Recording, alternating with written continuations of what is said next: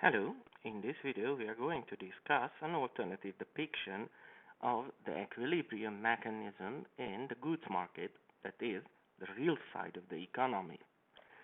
This model is called the Keynesian cross, and this is the basis of the Keynesian theory of business cycles and economic depressions.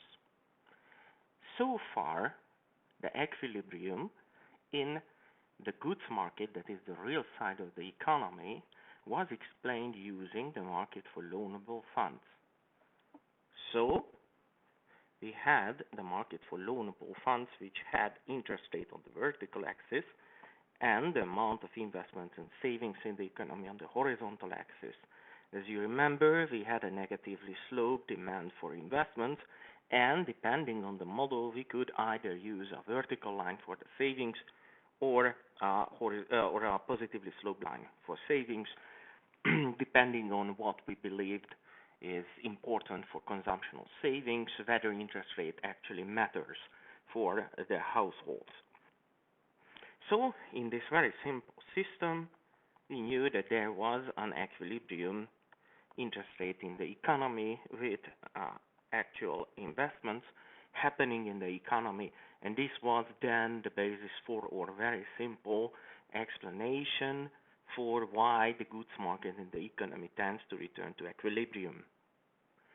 Now the alternative explanation, this Keynesian cross, actually does not really assume that the economy will always be in some kind of equilibrium, so it will actually directly try to understand why the economy may be out of equilibrium. How comes that sometimes you find the economy here, or sometimes you find the economy here, so not necessarily in the equilibrium. So you can say that in that sense, this is possibly a bit more accurate or a bit more realistic model.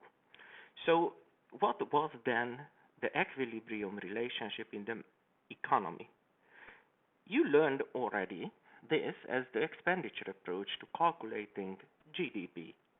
So we had then Y equals the demand for consumer goods. So you can say that this is the consumption, expenditure, investment, and public expenditure. When this equilibrium exists, the economy must be in the equilibrium. Why? So this Y here denotes the real value of goods and services in the economy.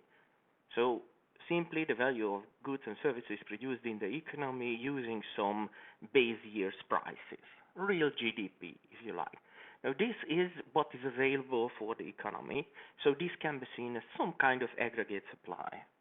And then we have here the different things people would like to spend their money. So these are then the expenditures, which you can see as some kind of demand in the economy and some kind of aggregate demand in the economy. So in order to allow for this equilibrium, it is somehow we have to make this relationship a little bit more complex, and that happens in the Keynesian cross. So let us say that there are certain planned expenditures. So this is what people actually would like to spend their money on, and this is then C, which we know will depend on the total amount of disposable income, that is after tax income. For this course, I will just assume that there is a lump sum, a single amount of tax paid, and it does not depend on the total income, so this is not a standard income tax, an ad valorem type of tax. Plus, we will say that, okay, there is an I here, some investment, and we will say that, okay, this investment is now fixed at the moment for this model, and we have here the government spending. And this is therefore a demand which does not have to be equal to Y. That's the idea here. But in order to draw a graph, we should assume something about this so-called consumption function, so the relationship between the disposable income in the economy and the total consumption expenditure. Let us see how this works. Keynes suggested that we do not make this very complex because he was mostly interested in what happens in the economy in the short run or in the mid run. So he actually said that let's just use simply a linear relationship here. And in this linear relationship, we have the marginal propensity to consume in the economy, which is simply the C hat. So the marginal propensity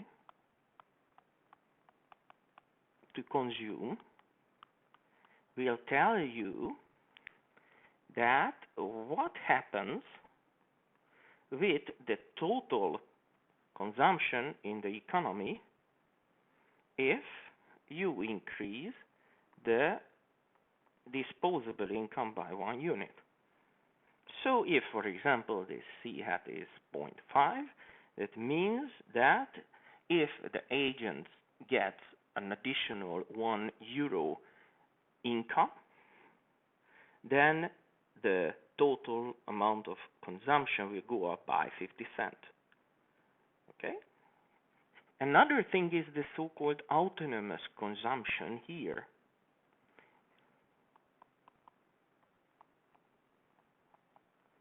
Consumption is autonomous here because it doesn't depend on income. And actually you can see that in this simple model, C0, I, and G are actually all autonomous expenditure categories. And the only one which is not autonomous is this C hat times Y minus T.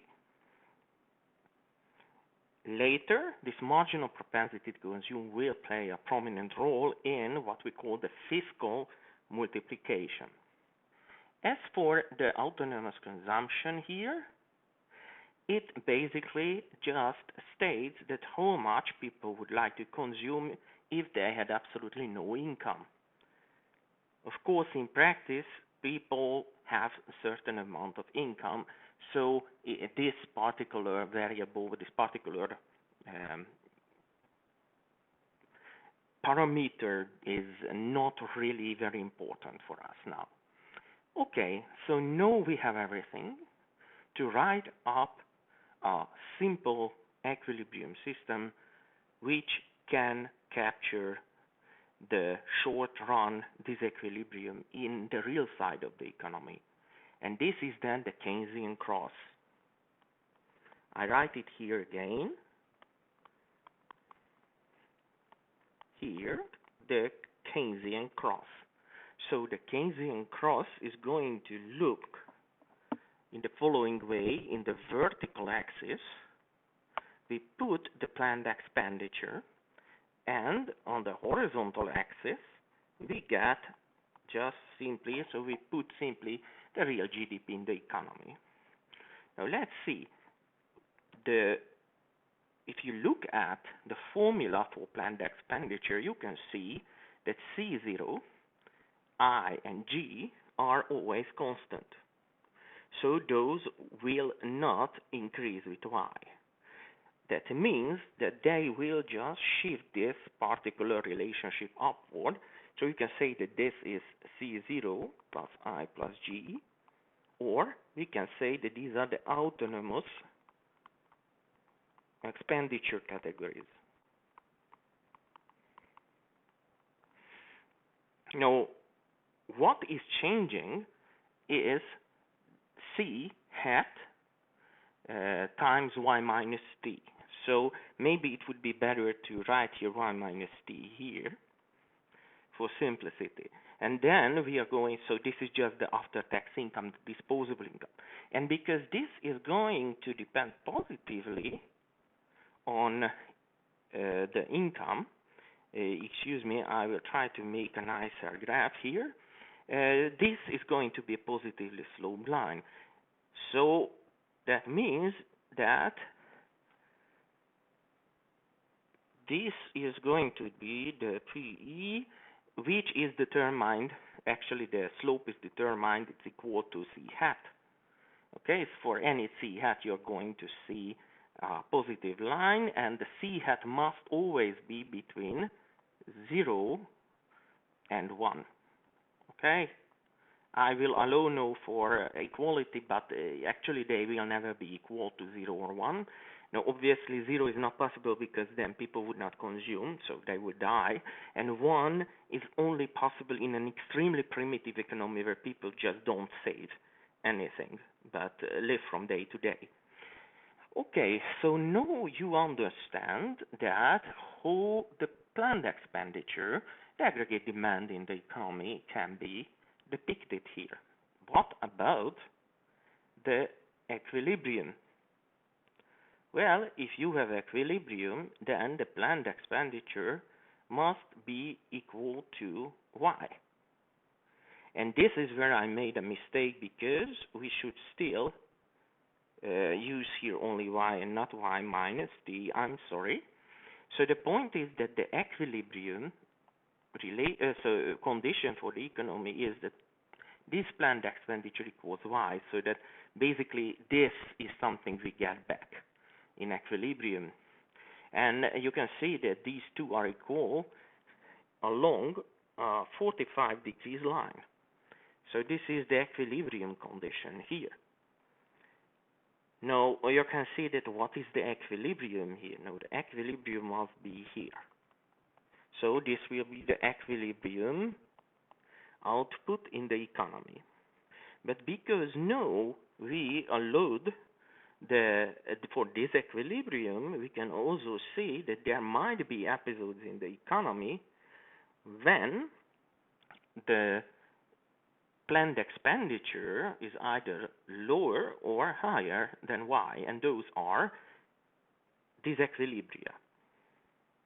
Now, one of those examples could be if there is a change in, for example, the government spending.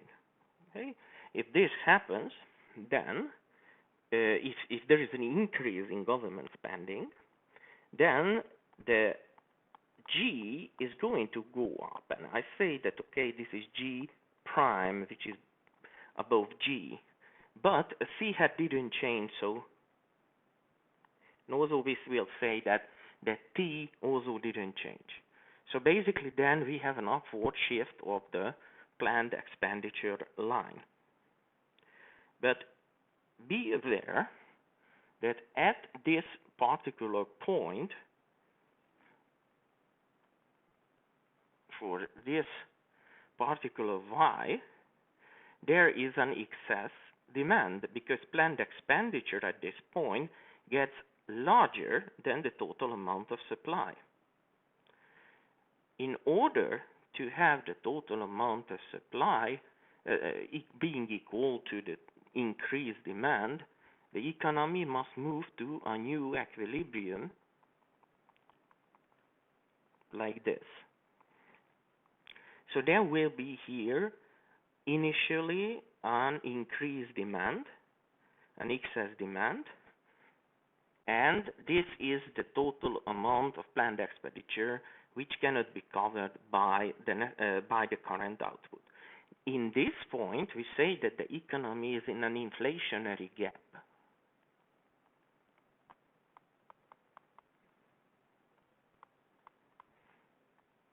What is the inflationary gap?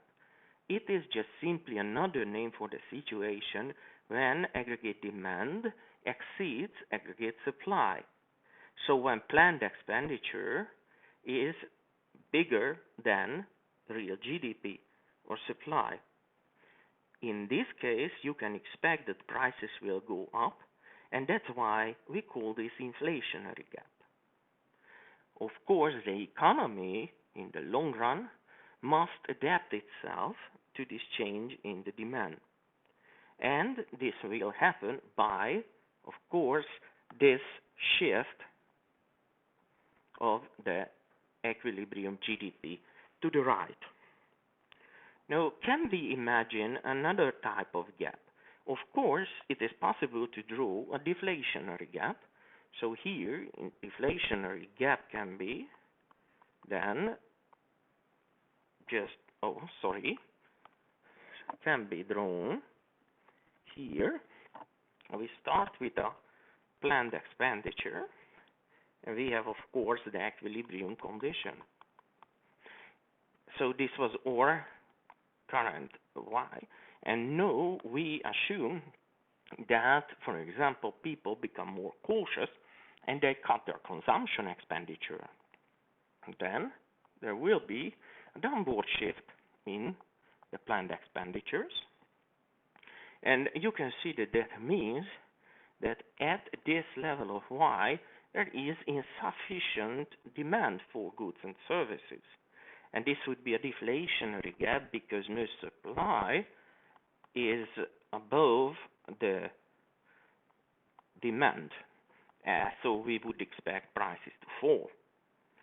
And finally, then you can see that, of course, the economy will here also come to a new equilibrium at a lower GDP.